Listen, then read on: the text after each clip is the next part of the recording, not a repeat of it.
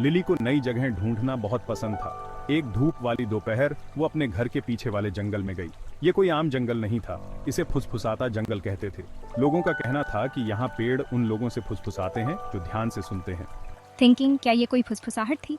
Lily जंगल में और अंदर चली गई। सूरज की किरणें पत्तों से झांक रही थी। हवा में चीड़ के पत्तों और गीली मिट्टी की खुशबू थी। वो ध्यान से सुनने लगी। हवा में पत्ते सरसर कर रहे थे। लिली थोड़ा डरी हुई थी लेकिन उत्साहित भी थी। वो ये देखने के लिए बेताब थी कि जंगल में कौन कौन से अजूबे छिपे हैं। उसने एक गहरी सांस ली और चलती रही। उसकी आंखें आश्चर्य से बड़ी हो गई थीं। ये तो बस शुरुआत थी।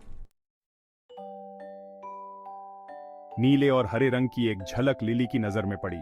चमकदार पंखों वाला एक छोटा सा जीव उसके पास मंडरा रहा था। ये एक परी थी, उसके अंगूठे से भी छोटी। परी के नाजुक पंख थे और उसने जंगली फूलों का ताज पहना हुआ था। गिगलिंग, फुसफुसाते जंगल में आपका स्वागत है लिली। मैं विलो हूँ। S1, नमस्ते। विस्पर्ड, आपको मेरा नाम कैसे पता?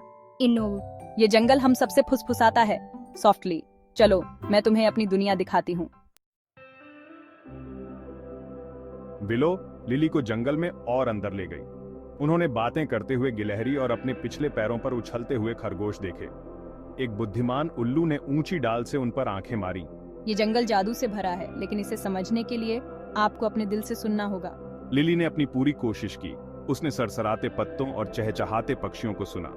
उसने अपनी त्वचा पर सूरज की गर्मी और अपने पैरों के नीचे मुलायम काई को महसूस किया। जैसे जैसे वो चलती रही, लिली समझने लगी। जंगल बस आवाजें नहीं निकाल रहा था, वो बात कर रहा था। हर सरसराहट और चहचहाहट का एक खास मतलब लग रहा था। लिली और विलो एक छोटी सी धारा के पास पहुंचे। पानी टहनियों और पत्तों के ढेर से रुका हुआ था। अरे नहीं, धारा बंद हो गई है। नीचे जानवरों के पास पीने के लिए पानी नहीं होगा। लिली ने एक पल भी नहीं गंवाया। उसने अपनी आस्तीनें ऊपर चढ़ाई और मलबा साफ करने लगी। ये काम मुश्किल था, लेकिन उसने हार नहीं मानी। विलो ने भी मदद की। उसने अपने जादू से भारी शाखाओं को उठाया। आखिरकार धारा साफ हो गई। चट्टानों पर पानी खुशी से गुनगुना रहा था। लिली मुस्कुराई। मदद करने पर उसे खुद पर गर्व था। विलो लिली को एक ऐसी जगह ले गई जहां सुनहरी धूप बिखरी हुई थी। बीच में एक शानदार ओक का पेड़ था। उसकी शाखाएं विशाल भुजाओं की तरह आकाश की ओर पहुंच रही थीं। यह है हार्ट ट्री। ये जंगल में सभी जीवित चीजों को जोड़ता है। लिली ने शांति और आश्चर्य की अनुभूति की। उसने अपना हाथ पेड़ की खुरदरी छाल पर रखा। उसने एक गर्म झुनझुनी सनसनी महसूस की, जैसे पेड़ उसका स्वागत कर रहा हो। S1, जंगल एक अनमोल तोहफा है। इसके साथ सम्मान और दया का व्यवहार करना महत्वपूर्ण है। देर हो रही थी। सूरज डूबने लगा था। आसमान नारंगी और बैंगनी रंग में रंग गया था।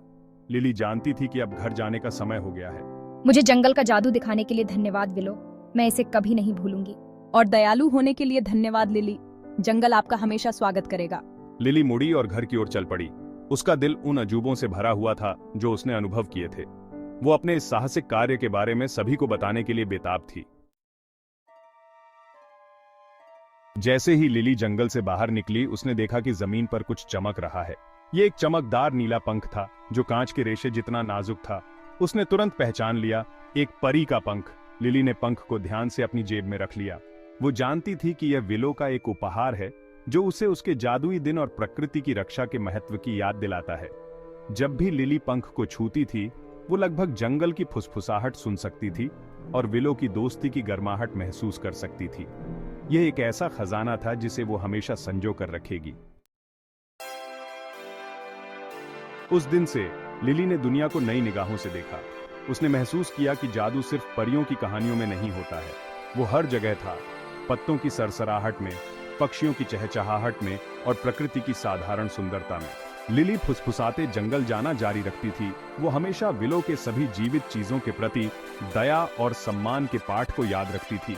वो जानती थी कि जंगल का जादू उसके दिल में रहता है, जो उसे हमेशा जिज्ञासु बने रहने, दयालु होने और दुनिया के अजूबों की सराहना करने की याद दिलाता है।